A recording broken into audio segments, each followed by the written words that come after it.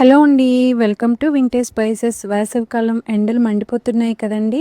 ఈ ఎండల్లో బయట తిరిగి ఇంటికి రాగానే చల్లగా తీయగా ఏదైనా తాగాలి అనిపిస్తే ఇలా ఒకసారి మ్యాంగో జ్యూస్ చేసుకొని తాగండి. చాలా అంటే చాలా బావుంటుందండి.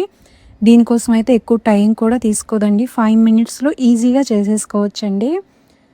ఒక కప్పు వరకు బాగా పండిన మామిడి పండు ముక్కలు తీసుకొని జ్యూసర్‌లో గానీ, మిక్సీ జార్‌లో గానీ వేసుకొని ఇందులోనే మీ షుగర్‌కి తగ్గట్టు పంచదార అనేది వేసుకోవాలి.